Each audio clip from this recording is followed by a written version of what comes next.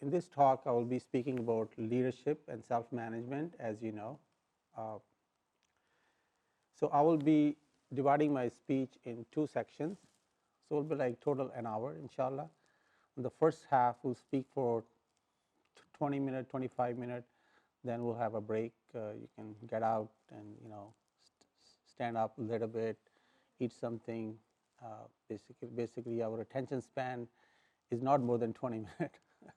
We lose attention. So this way, you'll come back for the second half, and we'll speak more. And we'll conclude, inshallah, we'll try our best to finish within an hour. At the end, we'll have some collective session of question and answers, and I will, and whoever would like to stay and contribute, I'll be around, inshallah. So the topic is leadership. Initially, in the first half, I will be speaking about leadership, some of the models of leadership in the past, where that come from, where we have learned, and also some of the. So on one spectrum, I'll be speaking about some of the historical aspects and how leadership styles have changed the world and where we are at now. And on the second spectrum, I'll be speaking about how the newer versions of leadership, which is coming and is getting more popular in all different industries and businesses and healthcare and everywhere. So I'll be speaking about that. And then I'll be speaking briefly about how we can learn to be a leader, and I call this leadership is a way of life. So, inshallah. So basically, what you see here, next slide, please, that some of the models of leadership where we've learned that over the years, where that has come from, it came from industrial models and in military, that we've learned how people have got expertise in their skills with experience, and they were made leaders, and they become the head of the organization, and they led and make changes. And we have great examples of some of the great leaders in the past, and inshallah we'll be speaking about that, the best example, and I will show you, inshallah, in the second half how the science has proven the true values and true models of leadership, how the best example of leadership of our Prophet ﷺ, he meets all the criteria, and alhamdulillah. And we have known about other leaders at Mahatma Gandhi, Martin Luther King, people who have made changes and significant changes in the world. But growing up, why I'm interested in this leadership model, that growing up, I find that in schools and in hospitals and wherever I worked, that the style of leadership was very different. It was mostly autocratic, authoritative, dictatorial style. Have you seen that? Although they thought that this is their way of doing, and this is all they knew at that time, and with good intention and good people, what that style of leadership has done to the society and people at large, that you have to see that it has created a lot of problems, unfortunately, for the subordinates and the people who are the followers for this kind of style. So I'll be walking around, and I know there's Facebook Live, so they won't be able to see me, but they can hear me. And I think it's better that I just walk around and speak about it. So some of the things which I've noticed over the years, how that style has impacted me personally, and many of you can think of scenarios where you had these kind of leaders in your life, at work or at home, in culture and society, Islamic centers, which may have impacted you positively and negatively. So how does that style work for them? They basically feel that they have more skills, they have more information, and they feel power. And we'll speak about the science of power. It's very interesting. You'll find out more, inshallah, that how the power has affected the knowledge about leadership in general. And what I was going to say that let's talk about the followers. The followers, when they are around that kind of environment where they feel less appreciated, less empowered, they become like just workers, and they feel very stressed. They don't feel encouraged and powerful or appreciated, and they feel that they don't have a say at their businesses, and they feel not very valued. So they started to withdraw. They mentally check themselves out, and then they're just there. And you see, and I've seen many disgruntled employees where people just like become cynical and critical, and they stop giving the best of themselves because they realize that no matter what we do, it's not going to make any difference. And that has a negative effect on those employees, not even at work, but when they go, it has an effect on their health, and they bring their work stress at home, affected their home, and then you see it affects slowly communities, societies at large. And now we have seen that style has such a negative impact on people and created an organization and employees who are not happy. So what do you find these people at work? I mean, I'm sure you've encountered them, and they say, and they say to me many times, I'm here just for the benefits. Nobody cares. Thank God it's Friday. You've heard that. It's a hump day, time to make the donut. So basically, they become like numb, and you realize that they really are there. Looks like they have no other choice, and that's why you see a lot of changes. People just move from job to job because they're not happy at work.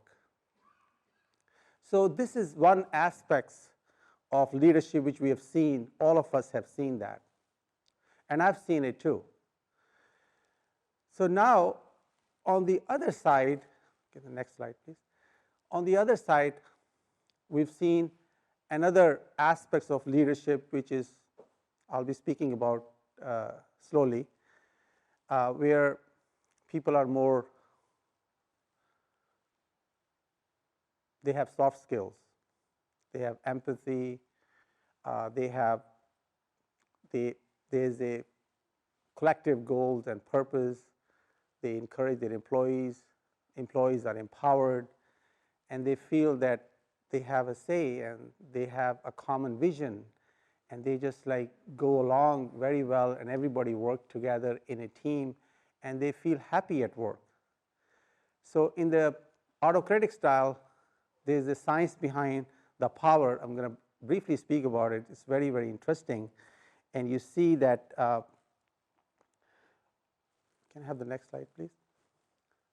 So this is a research from Neuro Leadership Institute. They have seminars and conferences all over, and this is from last year. They've done that, what is the cognitive effects of power? What power does to people? Because you've seen those people, they're good nature, good intention, but what happens to them when they are in that leadership positions? Something's different, something's changed. So you see them, they develop these three main qualities. They are more like goal focus. everything is for them is like vision and goal, what they plan to achieve, what they want to do. And they become less people focused. They start caring about people less and more worried and concerned for their goals. And you see that they become more optimistic and everything's going to work out. And you see in the past with financial industries and AIG and Enron, and see those leaders were very optimistic for positive result, but they had everything was going against their numbers and everything, but they were very optimistic, and they were risk takers. And the same thing, they were more like vision oriented and less likely to focus on details and planning and that kind of thing. So you've seen this kind of like, that's what power does to people, where they are like, they less likely to take advice or perspective from people around them, and they do well in stress. If they've looked at their brain and their chemistry and seen them, they are less stressed than other people, maybe because they are very much optimistic, and they have abstract thinking and more like visionary people. And one of the examples I want to give here, like, and how power also silence people around them. So they've seen whenever a person who's very authoritative or autocratic is practicing that style, people around him are very quiet. They are less likely to talk about their feedback or questions, and that's what they said, the power silence people around them whenever they're around. And they also become very everything what leaders do with power, it amplifies even the small gestures, like, how things are. It's just general statement. Whenever it comes from the leader, people think, it must have a significance. Can I see you on the side? Can we speak privately? And all these small things makes that leader more it has a more impact than an ordinary person or person of low power, they call, when they take care of and they adjust and they handle those things differently. So, and we have some examples of this when power silence people. How does that happen? In the space industries, where co-pilot was not spoken, and he was silenced and he didn't have the courage to speak up, and the whole thing blew up. And same thing at work sometime. And they give example in Johns Hopkins, where they were having troubles with patients' mistakes and complication. They create a checklist, and then they realize the checklist is not happening, is not working well, and they realize what's the problem with that model. They found out that the surgeons and people of power were not really following that model, were not taking care of doing the checklist. They were not part of that. So what they did, they make nurses in charge of the checklist. So basically, when power goes to less power people, they become in charge. When that happened, their complication and their risk and things starting to get better. So you've seen that how power makes a difference in a positive and negative fashion. And there are good part about it. They say things like, because there are some temperaments, you need certain kinds of people to be in a leadership position also. There are temperaments. People are high caloric. There are 3 or 4 temperaments, or maybe speaking about some temperaments. And these people are very well organized, they're visionary. There are some positive qualities with these people, but it has to be challenged and managed well, that where they will feel that if they are the one who are visionary in the organization, then they don't have to do all the planning and details, because they may not be able to do well. So they need to have people on their team which are more detail oriented, which are more planning focused, which keeps leader check. So this is the balance a leader has to do in order to be more effective as in the organization. So this is the first model. On the second half, can I have the next slide, please? So we were talking about some of the newer versions of leadership, and the opposite of autocratic or dictatorial styles is servant model, where the leader thinks that, I'm the one who's serving the community, serving the organization, and they're more collaborative, and they also use emotional intelligence. And emotional intelligence is big now. They were talking from Daniel Goleman, was one of the psychologists who brought the concept of emotional intelligence. Before that, people were talking more about IQ. So he was saying that EQ is more important in the success compared to IQ. And what does this EQ mean? People will have empathy, or takes care of other people's feeling and how you understood me, and basically managing your own emotions and the emotions of other people. And these leaders are more purpose driven, and they utilize empathy, and they have a collective visions, and they empower and they build and develop people around them. And this is how these people and their team and their organization do well.